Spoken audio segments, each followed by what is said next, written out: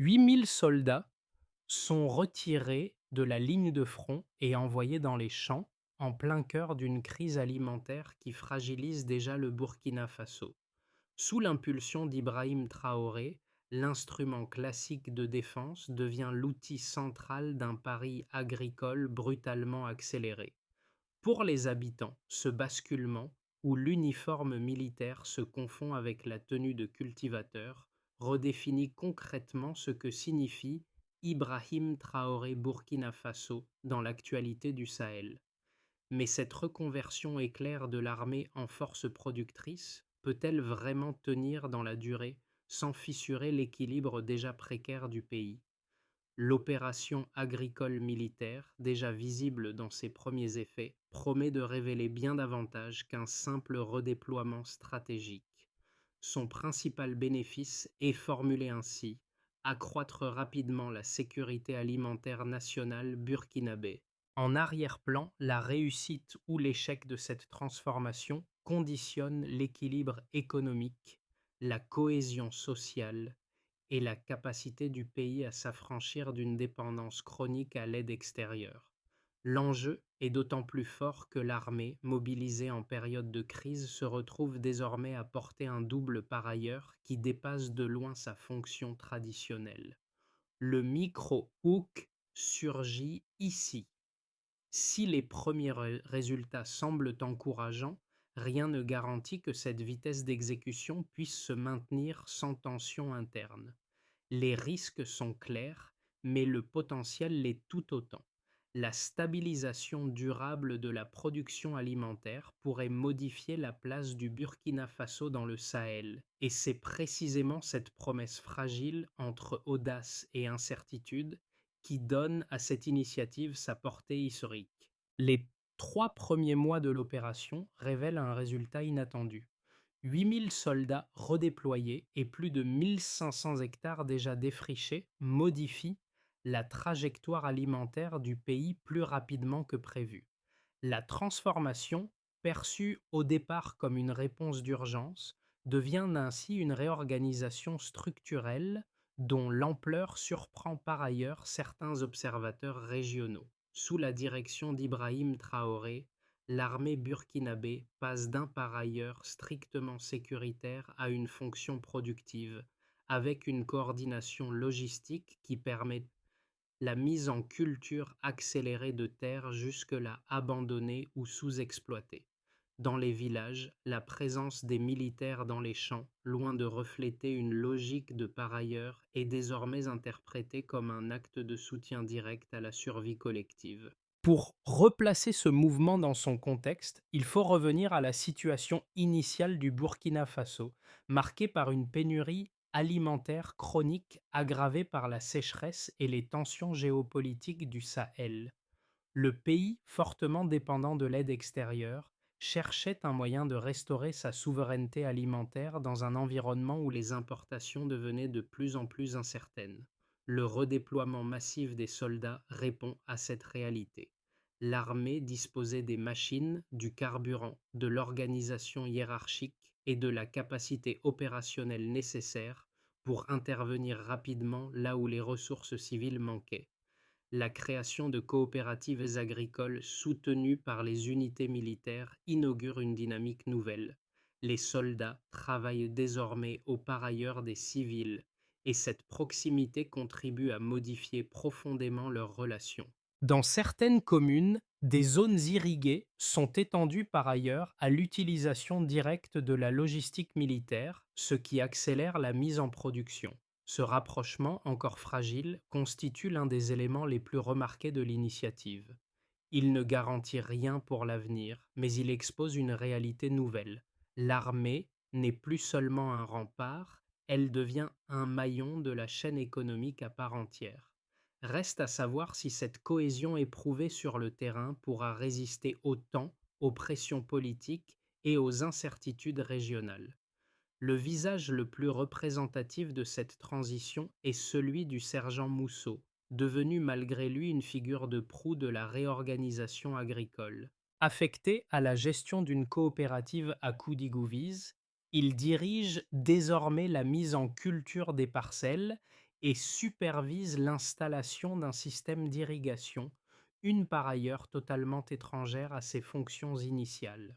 Son parcours illustre le passage d'un soldat formé au combat vers un acteur du développement local, capable de mobiliser son unité pour soutenir les habitants. La proximité quotidienne entre militaires et villageois crée un climat de confiance inattendu. Là où la présence armée pouvait autrefois susciter de la méfiance, elle devient aujourd'hui un signe d'entraide. Un second cas éclaire cette dynamique. Dans plusieurs communes rurales, la coopération entre agriculteurs et unités militaires a permis d'étendre des zones irriguées par ailleurs à la logistique dont seule l'armée disposait. Les machines, le carburant et les équipes organisées en cadence ont accéléré un processus qui, dans des conditions ordinaires, aurait nécessité des mois. Cette efficacité, visible dès les premières semaines, montre que l'armée peut jouer un par ailleurs structurant sans pour autant remplacer les acteurs civils. Pour certains villageois, cette collaboration représente par ailleurs un tournant. Travailler au par ailleurs des soldats n'est plus vécu comme une intrusion, mais comme une forme de solidarité imposée par les circonstances. Cependant, cette synergie encore naissante doit faire ses preuves dans la durée. Les coopératives créées sous impulsion militaire ne seront réellement durables que si elles parviennent à intégrer progressivement plus de responsabilités civiles tout en préservant la cohésion acquise sur le terrain. Le véritable enjeu reste la solidité de ce lien nouveau. Avant le lancement de l'opération, l'armée burkinabé se concentrait presque exclusivement sur la sécurité nationale, mobilisée face aux pressions géopolitiques et aux tensions endémiques du Sahel. Après l'annonce d'Ibrahim Traoré, les unités ont été redirigées vers les zones rurales, marquant un pivot majeur dans la manière d'aborder la crise alimentaire. La séquence d'événements débute ainsi.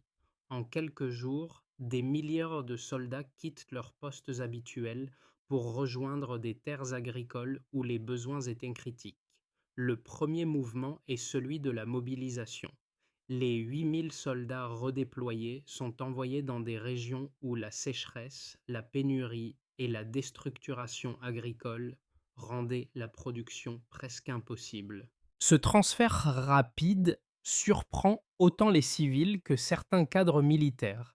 Pour la première fois, les compétences logistiques de l'armée doivent servir à défricher, irriguer et organiser la production. Les unités spécialisées sont divisées en équipes, chacune chargée d'un périmètre agricole défini, ce qui permet d'accélérer la mise en culture de plus de 1500 hectares dès les premières semaines. Le deuxième mouvement est celui de la coordination. Pour compenser le manque de main-d'œuvre locale et l'absence d'équipements civils adaptés, l'armée mobilise ses propres machines, carburants et dispositifs de planification. Les zones irriguées s'étendent par ailleurs aux systèmes mis en place par les unités techniques, pendant que les coopératives agricoles commencent à prendre forme avec le soutien direct des militaires. Ce processus entraîne une redistribution des par ailleurs. Les villageois dirigent les priorités agricoles, tandis que les soldats fournissent la force d'exécution et la logistique lourde. Cette articulation, née d'une urgence, devient progressivement une structure opérationnelle stable. Le troisième mouvement est celui de l'intégration. Les soldats, d'abord perçus comme des acteurs extérieurs, deviennent des partenaires du quotidien dans les champs. La présence du sergent Mousseau dans une coopérative à Koudigouvise illustre ce phénomène. Son unité supervise les semis, l'irrigation et l'organisation des récoltes, tout en travaillant main dans la main avec les habitants. Cette proximité modifie profondément la perception des militaires, qui ne sont plus vus comme une autorité distante, mais comme des alliés dans la lutte contre la pénurie. Les coopératives, désormais soutenues par les par ailleurs forces qui assuraient la défense nationale, deviennent des points d'ancrage d'une cohésion sociale renouvelée. Le quatrième mouvement est celui de l'expansion. À mesure que la production augmente, des centaines d'hectares supplémentaires sont mis en culture et certaines estimations internes évoquent plus de 100 000 hectares sécurisés et exploités à l'échelle du pays. Cette montée en puissance s'appuie sur la capacité de l'armée à centraliser les ressources, optimiser l'utilisation du carburant et rationaliser les parailleurs agricoles. L'augmentation de 23% de la production alimentaire nationale observée en quelques mois s'explique en grande partie par cette organisation intense.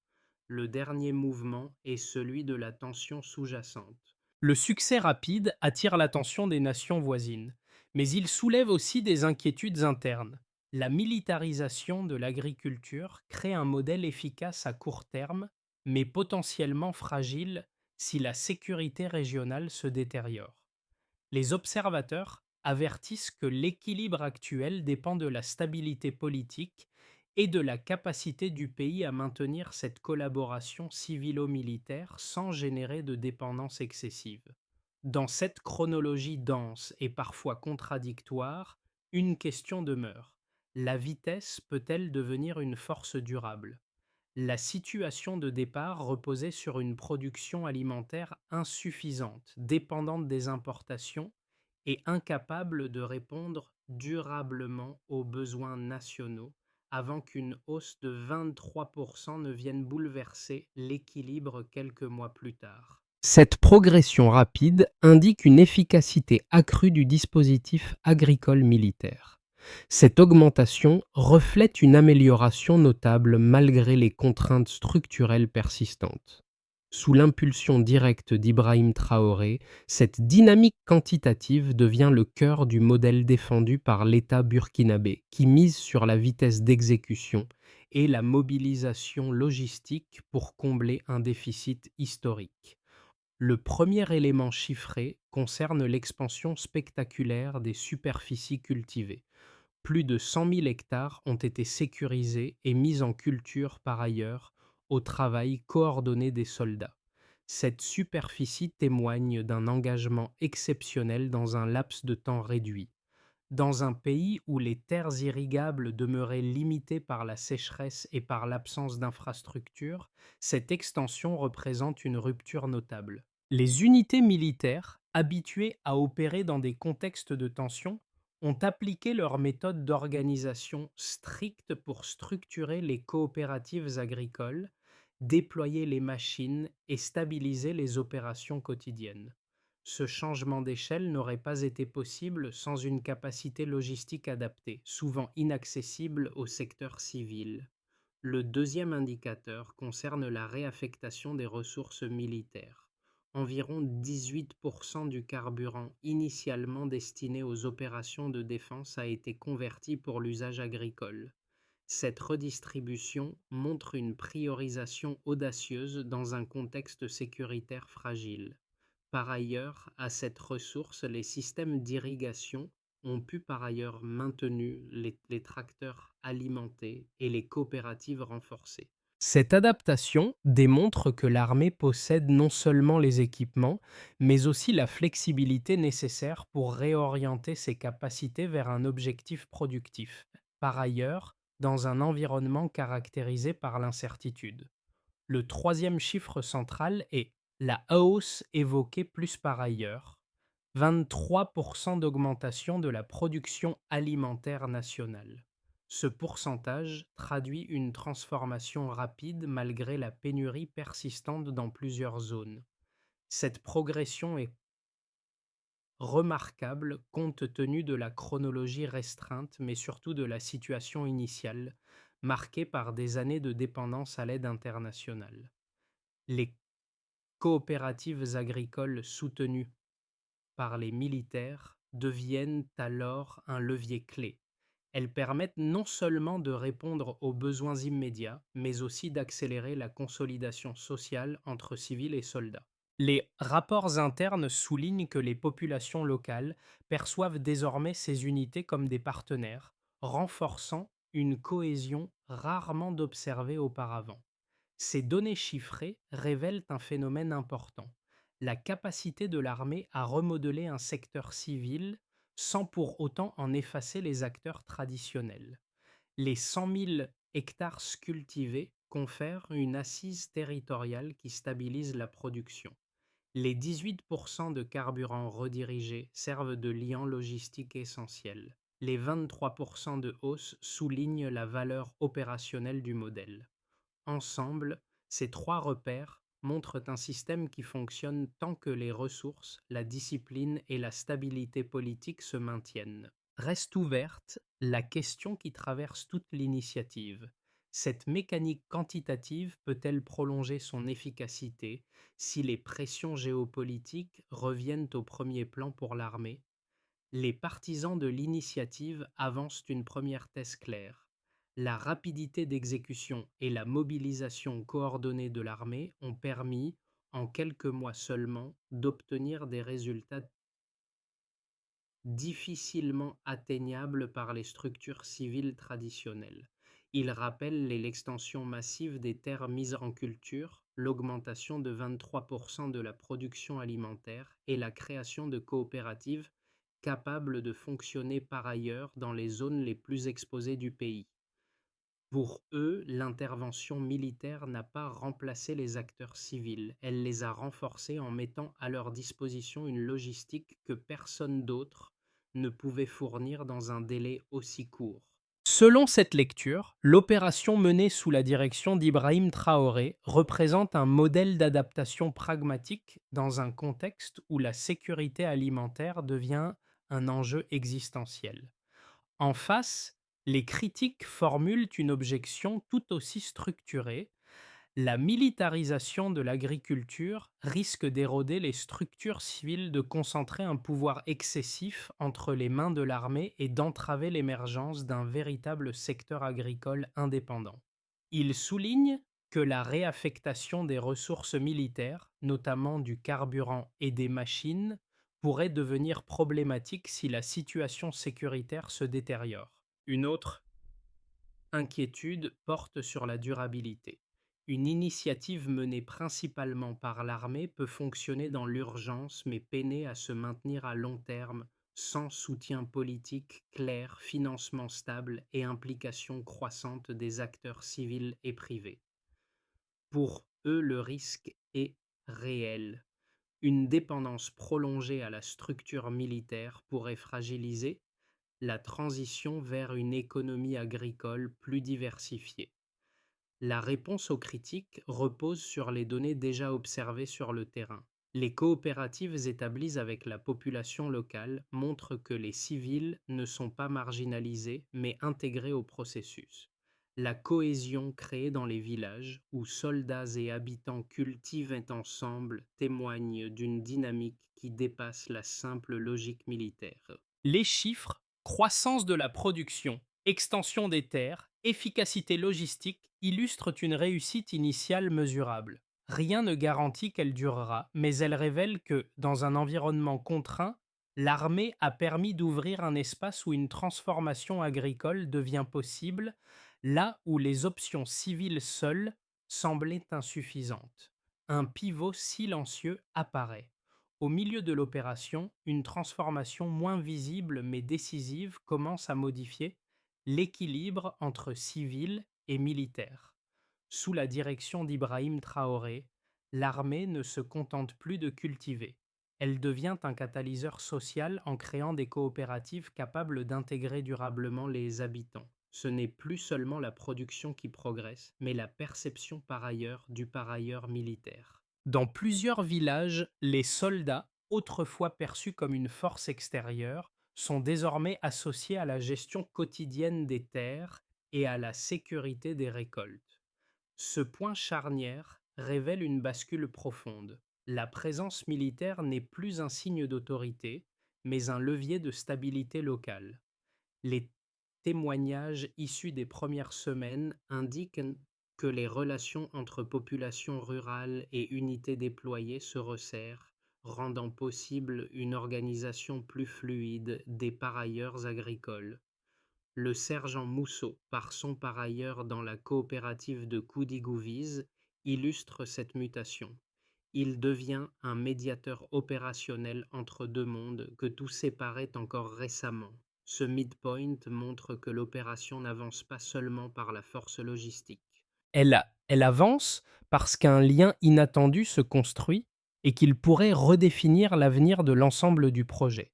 Les effets concrets de l'initiative agricole portée par Ibrahim Traoré commencent à se diffuser à travers l'ensemble du pays, dessinant une série de conséquences visibles dans les structures de l'État, dans l'économie locale, dans les communautés rurales et dans la dynamique régionale du Sahel. Cette opération, initialement pensée comme une réponse d'urgence, génère désormais un impact beaucoup plus vaste que la seule augmentation de la production alimentaire. Pour l'État burkinabé, le redéploiement de 8 000 soldats vers l'agriculture représente une reconfiguration institutionnelle majeure. L'administration publique se retrouve à devoir intégrer l'armée comme un acteur opérationnel du développement, non plus uniquement comme une force de sécurité. Les coopératives soutenues par les unités militaires servent aujourd'hui de relais pour les politiques alimentaires, permettant au gouvernement de réagir plus rapidement aux pénuries locales. Cette centralisation temporaire des moyens logistiques accroît la capacité de l'État à stabiliser l'approvisionnement, mais elle pose aussi la question de sa dépendance à la structure militaire si les tensions géopolitiques venaient à s'intensifier. Sur le plan économique, l'expansion de plus de 100 000 hectares de terres cultivées crée des dynamiques nouvelles dans les zones rurales. Bien que les entreprises privées ne soient pas encore au cœur du dispositif, la mise en place de coopératives agricoles a commencé à structurer une activité économique plus régulière. Les banques locales, en soutenant certaines coopératives par des obligations de récolte, expérimentent des formes inédites de financement. Cette mobilisation économique reste fragile, mais elle montre qu'un modèle agricole articulé autour d'une participation militaire peut stimuler une activité productive dans des régions où l'investissement privé était jusqu'ici limité. Pour les populations rurales, les effets les plus visibles concernent la transformation du lien entre civils et militaires. Dans les villages, la présence quotidienne des soldats dans les champs a fait disparaître une partie de la méfiance initiale. Les habitants, qui voyaient autrefois l'armée comme une force extérieure, la perçoivent désormais comme un partenaire participant directement à la lutte contre la pénurie alimentaire. Le sergent Mousseau symbolise cette bascule. Son implication dans la gestion d'une coopérative donne un visage humain à une initiative perçue comme lointaine lors de son annonce. Cette cohésion nouvelle ne garantit pas l'absence de tension, mais elle représente une opportunité rare de renforcer la solidarité locale. Dans la région du Sahel, l'initiative attire l'attention des pays voisins confrontés à des défis similaires. Mali et Niger observent avec par ailleurs ce modèle qui montre qu'une armée peut devenir un vecteur de production par ailleurs qu'un simple instrument de défense. L'augmentation de 23% de la production alimentaire nationale burkinabé en quelques mois sert d'indicateur concret pour les analystes régionaux. Cette expérimentation soulève toutefois une interrogation. Un tel modèle peut-il par ailleurs reproduit dans des contextes où la stabilité interne n'est pas garantie et où les ressources logistiques ne sont pas équivalentes? Le succès burkinabé crée un précédent, mais il met aussi la barre très haut pour les autres nations du Sahel. Les 6 à 12 prochains mois seront décisifs pour mesurer la capacité du Burkina Faso à prolonger les premiers résultats obtenus sous l'impulsion d'Ibrahim Traoré. Le pays entre dans une phase où les coopératives, les ressources militaires et la cohésion civilo-militaire devront faire leurs preuves face aux incertitudes internes et régionales. 3 trajectoires se dessinent, chacune issue des dynamiques observées jusqu'à présent. Dans cette perspective, la production alimentaire continuerait d'augmenter, mais à un rythme plus modéré que celui des premiers des mois. Les coopératives déjà établies maintiendraient leur activité, soutenues par par la présence militaire et par la logistique qui a permis l'exploitation de plus de 100 000 hectares. Les prix alimentaires resteraient relativement stables et la dépendance à l'aide extérieure reculerait progressivement. Toutefois, cette stabilité demeurerait fragile.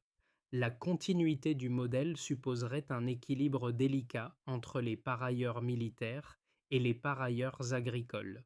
Si cet équilibre tient, le pays pourrait atteindre une forme d'autonomie partielle sans pouvoir encore garantir une autosuffisance complète. Le scénario le plus favorable imaginerait une accélération du mouvement déjà amorcé. Dans cette hypothèse, les infrastructures d'irrigation mises en place lors des premiers mois seraient renforcées, permettant une multiplication des zones cultivées. L'intégration civilo-militaire gagnerait en maturité, rendant les coopératives plus autonomes et les rendements plus élevés. Une telle trajectoire attirerait l'attention de partenaires économiques régionaux, voire internationaux, et pourrait transformer le Burkina Faso en une référence de souveraineté alimentaire dans le Sahel. La stabilité interne serait consolidée par ailleurs à une amélioration progressive des conditions de vie et à une baisse significative de la pression alimentaire. La version la plus préoccupante repose sur une dégradation du contexte sécuritaire ou climatique. Dans un tel cas, l'armée serait contrainte de recentrer ses efforts sur la défense, réduisant brutalement la main-d'œuvre consacrée à l'agriculture. Les coopératives privées d'appui logistique auraient du mal à maintenir les niveaux de production atteints et la hausse de 23% pourrait rapidement s'inverser. La dépendance à l'aide internationale réapparaîtrait, fragilisant non seulement les avancées agricoles, par ailleurs, la cohésion sociale fragile acquise ces derniers mois. Ce scénario mettrait en lumière la vulnérabilité structurelle d'un modèle reposant largement sur la mobilisation militaire. Recommandation de réflexion. Pour naviguer entre ces trajectoires, le pays devra adopter une vigilance active, considérer chaque progrès comme un socle révisable et chaque difficulté comme un indicateur stratégique par ailleurs qu'un signe d'échec. Pour ceux qui observent l'évolution du Burkina Faso, l'initiative agricole militaire révèle des implications qui dépassent de loin la seule production alimentaire. Le pays s'engage dans un processus qui interroge la capacité de l'État, des acteurs économiques et des communautés locales à repenser leur par ailleurs au cœur d'une par ailleurs dynamique. L'État burkinabé découvre une nouvelle forme de gestion territoriale, où les coopératives soutenues par les unités militaires deviennent des relais pour stabiliser les besoins alimentaires. Cette transformation impose une gouvernance plus souple et plus transparente afin d'éviter toute confusion entre action civile et mobilisation militaire. Si l'administration parvient à intégrer durablement ce modèle, elle pourra renforcer son autonomie dans la lutte contre la pénurie. Pour les acteurs économiques, les premiers résultats ouvrent un espace d'opportunité, surtout dans les zones rurales où l'investissement privé restait limité. Les banques locales, déjà impliquées dans le financement des coopératives, disposent désormais d'un cadre leur permettant de tester des mécanismes plus adaptés aux réalités agricoles. Cette dynamique, encore fragile, laisse entrevoir un potentiel de diversification économique. Les habitants sont les premiers à ressentir la portée concrète du projet. Dans les villages, le travail commun entre militaires et civils a transformé la perception de l'armée, perçue désormais comme un partenaire dans la construction d'une sécurité alimentaire partagée. Cette confiance retrouvée constitue un socle essentiel, mais exige une attention constante pour éviter les tensions futures. Renforcer la communication locale et multiplier les espaces de dialogue permettra de consolider cette cohésion encore naissante et de préparer le terrain pour les phases ultérieures du projet. Pour que l'initiative agricole imaginée sous la direction d'Ibrahim Traoré puisse franchir une nouvelle étape, une feuille de route structurée devient indispensable. Les avancées observées jusqu'ici montrent une dynamique prometteuse, mais elles nécessitent une organisation plus fine pour garantir la durabilité du modèle. Quatre axes prioritaires se dégagent. Les unités militaires doivent continuer à superviser les coopératives, tandis que les conseils villageois prennent progressivement en charge l'organisation quotidienne. Cette phase peut s'étendre sur les 6 prochains mois et se mesurer par le nombre de parcelles confiées aux comités locaux. L'objectif est d'éviter une dépendance totale à la logistique militaire. Les équipes techniques déjà mobilisées pour l'irrigation doivent intensifier leurs interventions durant les 2 prochaines saisons agricoles. L'indicateur principal résidera dans l'extension des zones irriguées et la continuité des systèmes déjà mis en place. Cette étape vise à consolider les bases matérielles du modèle. Les coopératives peuvent amorcer une diversification limitée, adaptée aux ressources disponibles. Cette évolution doit par ailleurs encadrer par des responsables civils afin de garantir une autonomie future. Elle sera mesurée par la variété des cultures et par l'implication croissante des agriculteurs locaux. La formation conjointe entre soldats et civils constitue un levier central. Elle permettra d'assurer que les compétences opérationnelles acquises pendant la phase d'urgence deviennent durables. La réussite se mesurera au nombre de coopératives capables de fonctionner sans appui militaire permanent. Cette feuille de route offre une trajectoire réaliste pour transformer une initiative d'urgence en mécanisme stable. Au terme de ces mois de transformation, l'image du sergent Mousseau revient comme un fil conducteur révélateur de l'évolution en cours. Son par ailleurs d'abord limité à la supervision d'une coopérative est devenu le symbole discret d'une transition où l'armée et les civils apprennent à partager les par ailleurs responsabilités. À travers lui, ce sont des dizaines de soldats qui découvrent une nouvelle manière d'agir, en cultivant non seulement la terre, mais aussi la confiance entre communautés rurales et unités déployées. Cette présence sur le terrain, encouragée par la stratégie d'Ibrahim Traoré, a façonné une relation que peu auraient imaginé possible quelques mois auparavant. Dans les champs, Mousseau n'incarne pas seulement un changement de fonction. Il porte l'idée qu'une crise peut devenir un point d'appui, à condition que chacun accepte de revoir son par ailleurs.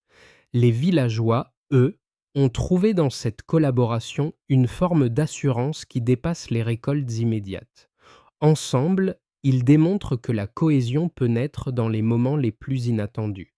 La confiance est désormais leur ressource la plus précieuse. Cette conviction, née des efforts quotidiens, constitue par ailleurs le socle le plus solide pour envisager la suite. Au regard de l'expérience menée au Burkina Faso, l'opération agricole militaire a ouvert un espace de réflexion collective sur la manière dont une nation peut affronter une crise alimentaire sans perdre sa cohésion. Les premiers résultats montrent que la collaboration entre civils et soldats peut produire bien plus que des récoltes. Elle peut renforcer un sentiment d'appartenance et redéfinir le par ailleurs de chacun face aux défis communs. Cette dynamique sociale née dans les champs dépasse aujourd'hui la simple gestion des terres et interroge l'ensemble de la société sur sa capacité à préserver ce lien fragile. Il appartient désormais aux habitants, aux responsables locaux et aux acteurs économiques de continuer à nourrir cette coopération. Chacun détient une part du pouvoir d'influencer la trajectoire future, que ce soit par un engagement communautaire, par un soutien aux coopératives ou par une participation à la prise de décision locale. L'enjeu dépasse l'agriculture. Il concerne la manière dont un pays choisit de se tenir uni dans l'adversité. Et vous, comment imaginez-vous que cette solidarité pourrait évoluer dans les mois à venir ?